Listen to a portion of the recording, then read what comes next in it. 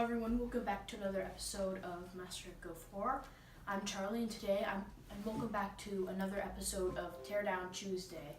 Today in this episode I'm going to be taking apart my old Sony Trinitron from the late 80s and early 90s, I believe. And but before I do that, I'm going to show you a few of the cool features it has and what I think about the TV before I take it apart.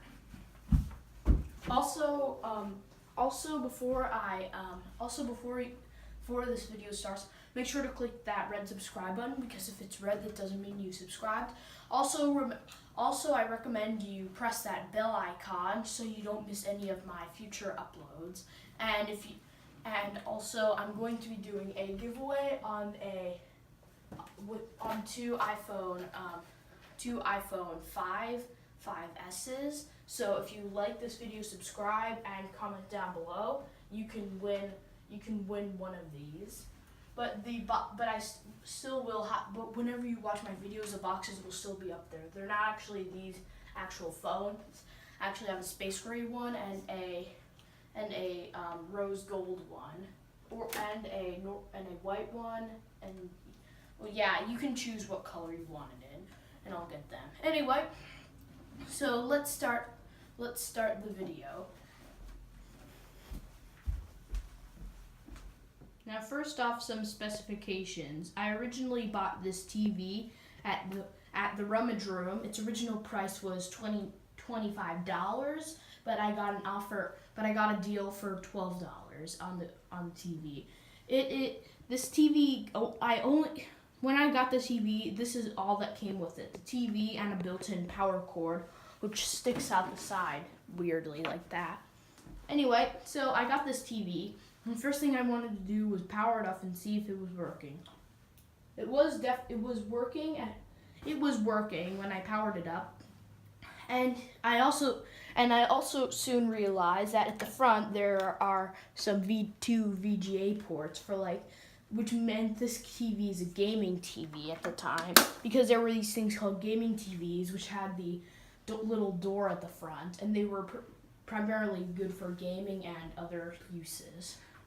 Now, this TV is a Sony Trinitron from the late 1980s and early 90s.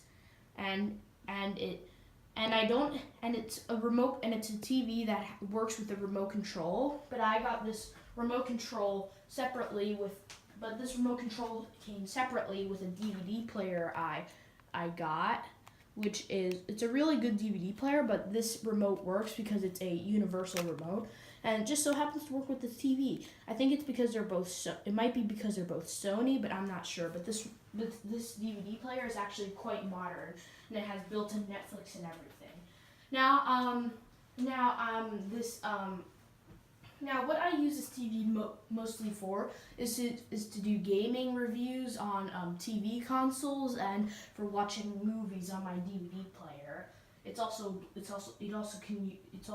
compatible with Blu-ray, but I don't see the point in Blu-ray because it just makes you pay an extra $10 on a DVD that's basically the same as a normal one. Anyway, so yeah, this is a TV. It does have these little buttons here if you don't have a remote. If you want to get a TV that's cheap and kind of small, but also one that's good for retro gaming, I recommend this Sony Trinitron. So this one, the TV video one, is changes the different videos. Then there's volume, channel, and power. And I don't actually have normal TV on this because I don't have a cable box because it's too expensive. Anyway, so now let's get to how I use the TV in everyday use. So I don't use this TV that often every day, but I did also have this remote that came with a DVD player I got. So it's a Sony universal remote, which just so happens to work with the TV. I can control the TV and the DVD player from this remote. I can turn it on and off with the remote, and yeah. Now, there are different buttons, and these are the different videos. There's video input 1, input 2, and actual TV. So now I'm on the DVD player, and I can insert a DVD and watch any movie I desire on DVD. Yeah, it's really nice, I guess. So I've put in the DVD. Now I'm going to close it with the button on the remote. And yeah, now I can watch whatever my life desires. And I'm doing a demonstration on The Simpsons because it's like literally the only DVD I have right now. You can also like skip different parts of the DVD with a button on the remote. I might do a video on the DVD player, but it's not likely. So anyway, I'm starting up. I'm almost at. I'm at the home page of the movie now, and I'm going to select I'm gonna select an episode. And yeah, also I'd like to mention that the sound on this TV is pretty good. So I do recommend it for watching movies and retro gaming. And yeah, so now I'm going to watch a movie and check out how good the sound is right now.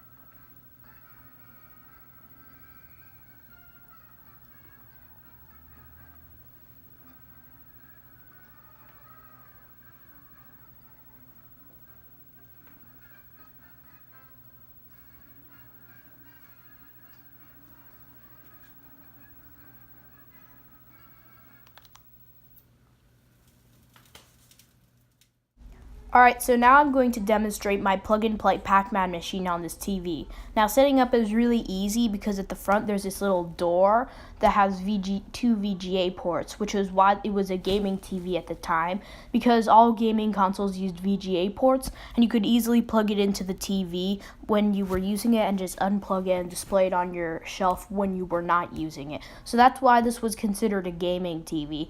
It's super easy to set up. You just plug in the VGA ports in the little door, and then you're ready to go, and you can start playing whatever game you desire. Really similar. Yeah.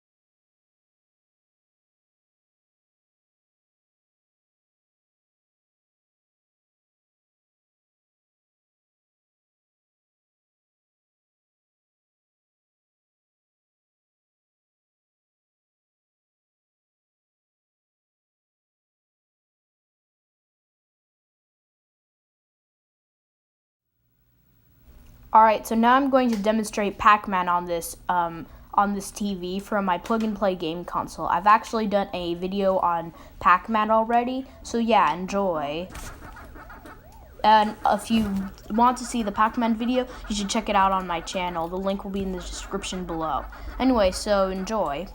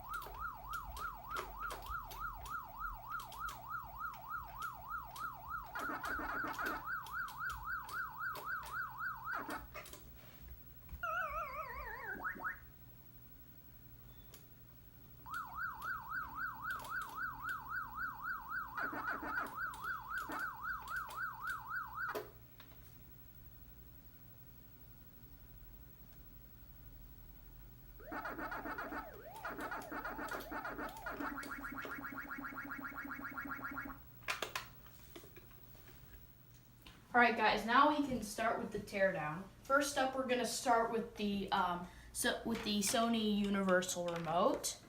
What you're gonna need is a standard Phillips screwdriver. I'm pretty sure any size will do. But make sure it's kind of small, like something like up to this size or something. Anyway, so first what you want to do is you want to take off the back case. And before doing anything, make sure to take out the batteries. Now, my favorite types of batteries to use for any electronic are Duracell Quantium batteries with the power check things at the back. I don't actually use the power check that much, although it is kind of nice to have, because I already have this really cool thing that can already check batteries. But if you want a good battery that lasts long and it's really convenient, get Duracell Quantiums. They're really nice to have. Anyway, so first you want to take out the batteries. Next, there are these 4 screws, here, here, here, and here, that you want to take out. Now, this remote will be easy. Remotes are easy to take apart and put back together, so you shouldn't worry. But make sure not to go too brutal on these things, because they can break. Anyway, so I'm going to start with this one, and I'm already like halfway. Actually, no, more than halfway. Anyway, so that's 1, and here's 2. And then 3.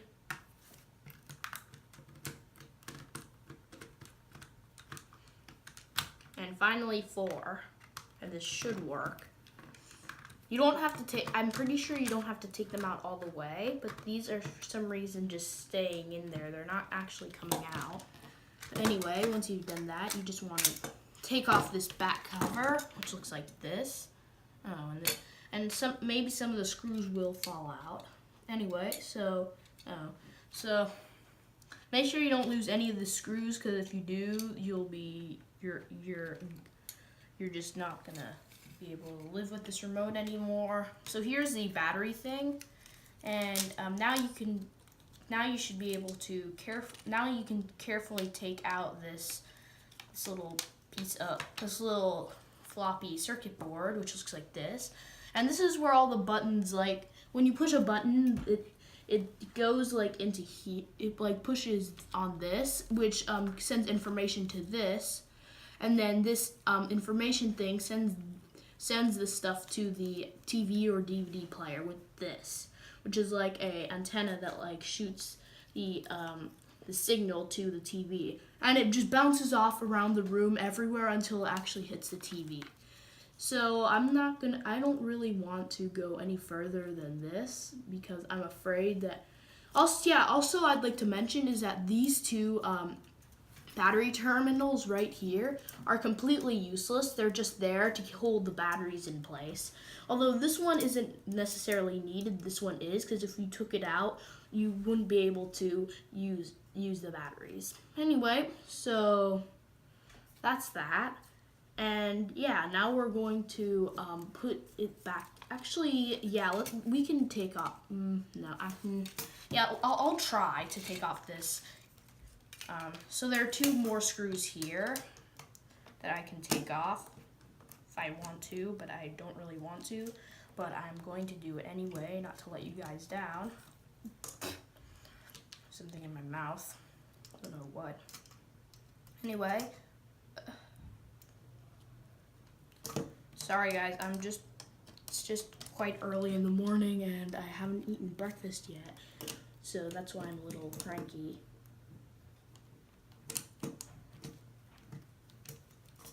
All right, so there, got those 2 screws out. Now you should be able to carefully pull this out like this. And there you go. This is, oh, that's normal. Anyway, now you should be able to take out this.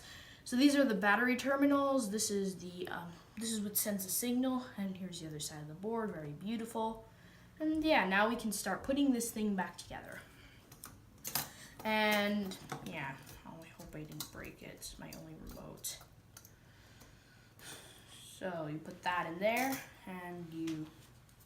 and also you could take out these buttons if you want, but I don't want to, because I don't want to put them back in a crazy way and then not be able to put them back in the right way ever again, because then I might not be able to put them back in the right way ever again.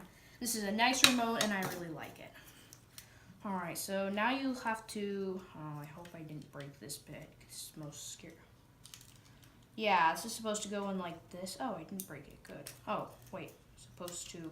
So this goes in like, so wait, this goes in first. You put, there are 2 little holes and 2 little things coming out. You put like that. Oh, stay in there, just stay in there. Come on. I'm tempted to glue you down if you don't cooperate. Anyway, so there, that's there. And now I can screw it all back together. This is a very convenient design. I've never found a design quite like this one before. It's very nice.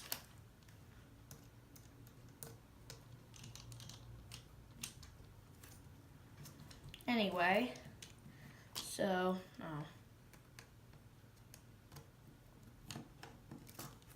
now I'm going to put this screw in, and then we can put on the main case.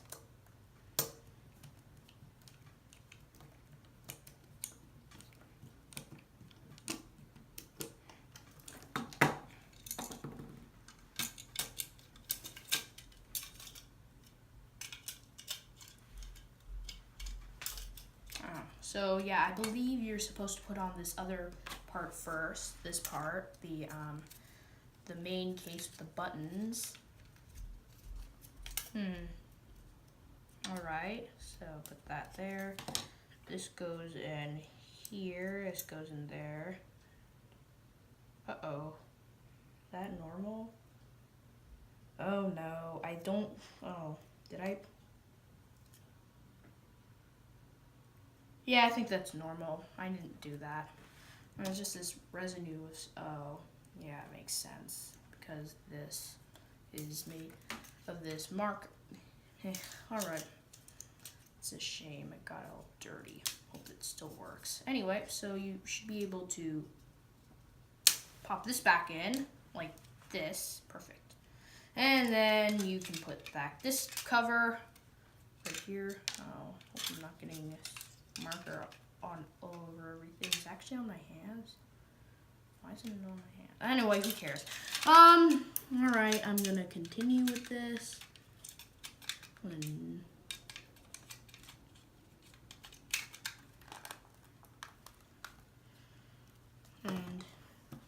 now you can screw everything back together like this, and then you hope that your mom does not notice that you took apart her only TV remote, and if you broke it, then you're probably going to be grounded for the longest of times. But don't worry, but if it's your own TV remote, I don't think anyone would care. Like this one is my own, and yeah, it's my own TV remote. I can do whatever I want with it. I could throw it off the side of the building. I could run over it with my electric scooter. I could do anything I want with it. But personally, I'm just using it in this video, and I'm using it for my TV. Anyway, so I'm going to continue putting this together because I'm pretty sure you guys are bored out of your mind watching this. So yeah, I'm going to stop the video, and then next we're going to do the teardown of the actual TV. Alright guys, so now we're going to take apart the actual TV. Now first what you want to do is you can take it apart in 2 ways. One, you could just place it face down and get the screw holes from like here or right here. This isn't a screw hole, I believe. This is something else. Actually, it might be. Anyway, so So yeah, you can place it face down or keep it like this. I'm gonna keep it like this because I'm more familiar with this way. Anyway, I'm gonna start with this screw here.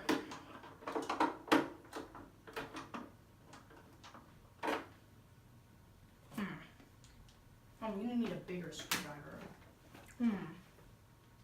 Oh, let me get my bigger one. Got it. You're gonna need kind of a big one, something like this size. I don't know what size it is, but you should be able to, you should have one in your house like I do. I'm probably not stripping this screw.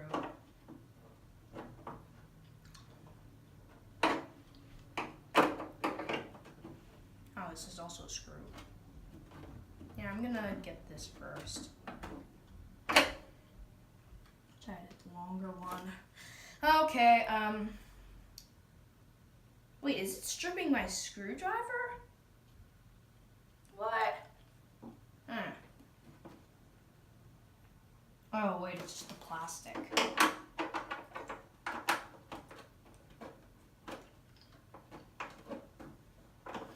There, alright. Wait.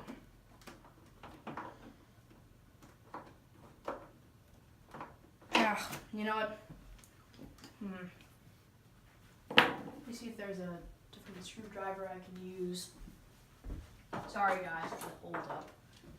I'm really sorry.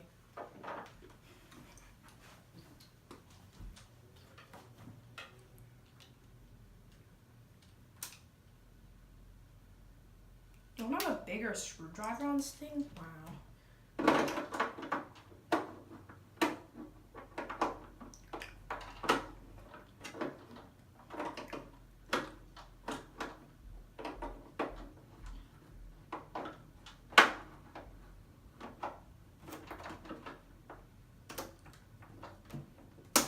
Oh, good.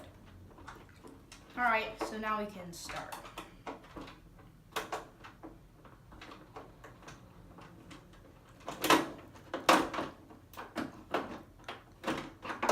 I'd also like to mention, guys, that this TV is pretty light. So if you want a light TV, it's really easy to carry. I recommend getting one of these as well.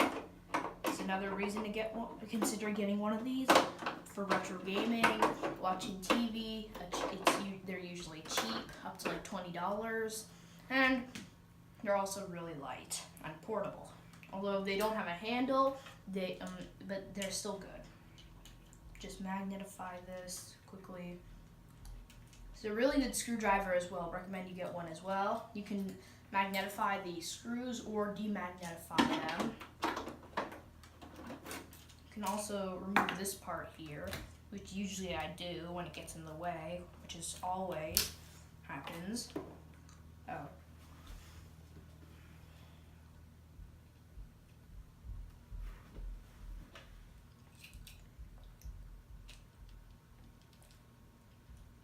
Perfect. Now, we can continue with what we were just doing, which is taking apart the TV. Sorry guys, this is a hold up. This has got to be a pretty stubborn TV. It's the most stubborn one I've ever had to take apart. I had this other one in Switzerland, this other TV in Switzerland before I moved, and it had this special feature where if you opened the back cover and tried turning it on and plugging it in, it wouldn't turn on. And I guess it was like a safety feature for like maintenance. So here's what the screws look like on one. And yeah, so now I'm going to have to continue taking this thing apart.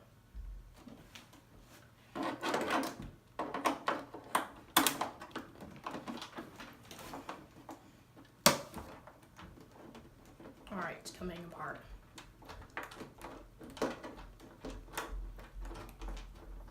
Alright, so we're getting progress. Usually the first screw is pretty hard to get out. Once I've done it, the rest of the screws are pretty easy to do. Done that one. Oh, why does the magnetic feature work? It's supposed to magnify it. Anyway, so, come on. I guess I'll have to do it the old-fashioned way, which is tipping it over like this. There, that works. All right, so done that. Now I've just got to do 2 more screw holes, which are at the bottom, which is down here, and there's another one on the other side. Guys, I'm going to pause the video, and then once I've got the back cover off, I'm going to